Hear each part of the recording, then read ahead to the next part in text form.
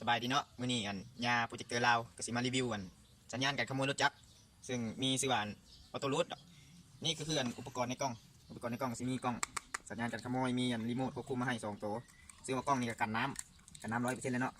บ่มีห้อยต่อมีห้อยหยังในชุดก็สิมีปลั๊กสำหรับตรงรุ่นเลยนี่สำหรับรถรุ่นใดก็แจ้งรายละเอียดไปก่อนก็สิสร้างอันนี้ก็เป็นลำโพงเนาะหรือว่าไซเรนส่งเสียงมันจะมีไฟ LED แสดงสถานะการล็อกมันก็มีคู่มือการติดตั้งภาษาไทยเนาะวันนี้ก็เราจะมารีวิวรถแอดมินเองเนาะนี่ก็ติดตั้งรถเว็บ110i ติดมาก็ได้ประมาณเกือบ3 ปีแล้วแต่ปี2015ไปแหละวันนี้มารีวิวเบ้างเนาะว่ามันยังใช้งานได้ดีอยู่บ่โซอยู่บ่ยกรีโมทกัดน้ำเนาะสิจุ่มให้เลยเนาะจุ่มเลยกัดน้ำเนาะเราจะมาเบิ่งกันปุ๊บในส่วนของรีโมทก็จะมี4 ปุ่มหลักๆก็คือปุ่มที่1ปุ่มล็อกปุ่มปลดล็อกแล้วก็ปุ่มอันนั้นสตาร์ทรถหรือปุ่มค้นหาตัวรถทำมารีวิวตัวนี้เลยปุ่มล็อกเนาะ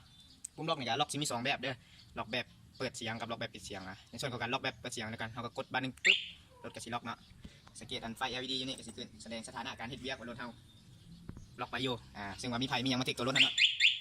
สัญญาณการขโมยก็สิห้องเตือนก่อนปุ๊บบ่ห้องโวยวายคือรถทั่วไปที่ว่ามีคนมาถึกต่อเนื่องแบบต่อเนื่องน่ะ2 ครั้งติดต่อกันรถก็สิห้องแบบโวยวายเลยเนาะรถก็สิห้องตัวนี้ก็เป็นการล็อกแบบเปิดเสียงเนาะต่อไปก็สิเป็นการล็อกแบบปิดเสียงมานี่ล็อกปิดเสียงก็คือกด2 เทื่อนเอารีโมทปึ๊บเกตไฟจะขึ้นเนาะไฟแสดงสถานะจะขึ้นปึ๊บเวลามีหยังมาถึกรถเฮาปึ๊บรถก็จะบ่ฮ้องเนาะมีแต่สัญญาณนี่ขึ้นปึ๊บถึกในใดก็บ่ฮ้องเนาะถึกในใดก็บ่ฮ้องปึ๊บแล้วรถสีดังในกรณีอะไรรถสีดังในกรณีที่ว่ามีโจรเนาะมีโจรเอากระแจบ่เอาหยังอุปกรณ์ที่ลักเขามาแหละมาแทงเบากระแจเนาะแล้วก็บิดไปออนปึ๊บสังเกตไฟหน้าปัดจะขึ้นรถจะฮ้องเสียงดังแต่ว่าไฟนี่รถ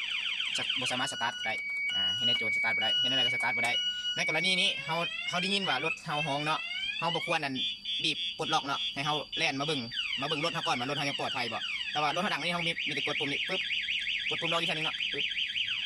ในเฮากดปุ่มนี้แล้วรถเฮาจะบ่อนเซาดังนั่นแสดงว่ารถเฮานี่ถูกลักแน่นอนแล้วเฮาแล่นมาหาตัวรถเฮาแล้วก็บีบปุ่มนี้แล้วว่าถึงว่ารถเฮาปลอดภัยแล้วเฮาจึงกดปุ่มปลดล็อกเนาะปึ๊บไฟก็ทีกลับขึ้นมาได้แบบต่อไปก็เป็นในส่วนของปุ่มมันสตาร์ทเนาะปุ่มสตาร์ทกับจิมีปุ่มนี้ปุ่มหุบสายฟ้านี่เนาะปุ่มที่3นี่ก็คือกดไป2 เทื่อสตาร์ทปึ๊บรถสตาร์ทได้สามารถเร่งได้เลยเนาะสตาร์ทแล้วบัดนี้เขาจะมอจักรถเด้มอในใดเขาก็มีแต่กดปุ่มนี้ปึ๊บในส่วนของการนั้นในส่วนของสตาร์ทนี่เขาสตาร์ทด้วยรีโมทบ่สามารถมอดด้วยสแกนรถได้เนาะบ่สามารถมอดได้มีแต่เขาสตาร์ทด้วยรีโมทต้องมอดด้วยรีโมทเท่านั้นปึ๊บเขากดปุ่มปลดล็อกในเทื่อนึงปึ๊บรถจะดับไปต่อไปก็จะเป็นการปุ่มมันค้นหาตัวรถปุ่มค้นหาตัวรถนี่ใช้ในกรณีที่ว่าเขาจอดใบบ่เขาลืมบนจอดนะจอดบนฝากรถบ่รถมันหลายคันรถคือกันเขากับบุ้งมาเขารถจอดอยู่ใส่หรือว่าที่กรณีนึงก็คือว่ารถเขาล็อกอยู่เนาะปึ๊บล็อกอยู่รถล็อกอยู่แล้วเขาเข้าไปเฮ็ดเวียกแค่ยังอยู่นั่นเนาะแล้วเขาจะค้นหารถเขายังดีอยู่ว่าเขาก็สามารถกดปุ่มนี้ปึ๊บบาทนึงปึ๊บโอ้รถเขายังดีอยู่โซ่สีดำอยู่ปึ๊บเวลาเขาเห็นได้ยินแล้วเขาก็มีกดปุ่มล็อกอีกทีนึงปึ๊บรถเขาก็ยังล็อกคือเก่าเนาะอันนี้ในส่วนของการค้นหาตัวรถขอปลดล็อกนะปึ๊บในส่วนต่อไปในกรณีที่ว่าเขาจอดรถไว้บ่ได้ล็อกกัดขโมยไว้เนาะเขาจอดเขาก็ล็อกคอธรรมดานี่แหละจอดล็อกคอธรรมดาปึ๊บจอดล็อกคอธรรมดามาแล้วมีโจรบ่นี่โจรมันมาลักรถเขาเนาะมันก็ใช้กระแจแหละแจขี้ลักเขาปึ๊บแทงเข้าไปบิดปึ๊บระเบิดเปิดอันนี้ให้เป็นออนเนาะสามารถสตาร์ทรถไปได้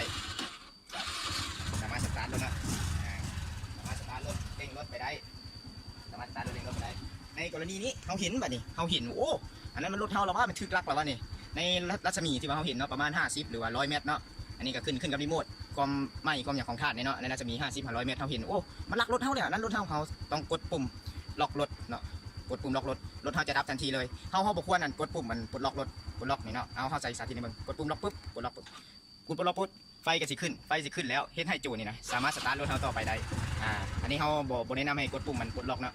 และถ้าเห็นอันนั้นเฮาต้องกดปุ่มล็อกอย่างเดียวกดปุ่มล็อกอย่างเดียวปุ๊บกดปุ่มล็อกปุ๊บแล้วรถเฮาจะฮ้องเสียงดังและโจรสามารถขี่รถเข้าไประยะนึงแล้วรถเฮาก็จะดับลงแล้วอันนี้ขอปิดกันเนาะอันนี้สัญญาณมันก็สิดังไว้บ่ดับตัวเสียเนาะปึ๊บเฮ็ดให้รถปิดบ่ได้รถปิดบ่ได้ปึ๊บขอปิดเนาะปึ๊บขอปิดแล้วกรณีนี้เป็นยังหลายคนก็สงสัยว่าเป็นยังว่า เวลาเขาบีบล็อกปุ๊บแล้วรถจึงกระดับทันทีเพราะว่าในส่วนนี้รีโมทกับขโมยเป็นคิดมาดีแล้วว่าถ้าว่าให้รถดับทันทีโจรกับเฮานี่นะมันอยู่ไกลกันหลายมันบางเทื่อก็เฮ็ดในมีการต่อสู้วิชังกันเกิดขึ้นเนาะเป็นห่วงความปลอดภัยของเฮาอันถึงว่าเฮาสิกดตัวนี้ไปแล้วรถดับแล้วโจรบ่สามารถเอาไปได้แน่นอนติดจักรคืนบ่ได้แน่นอนเลยเนาะในส่วนนี้ขอแนะนำกันไว้สรุปก็เท่านี้แหละการรีวิวเฮาก็จบเท่านี้มีแต่สนใจอย่างสินค้าเนาะก็สามารถติดต่อได้ยาโปรเจคเตอร์ลาวเด้อเบอร์โทรก็ตามคลิปนี้เลย557591สามารถติดต่อได้เลยเนาะขอขอบใจหลายๆ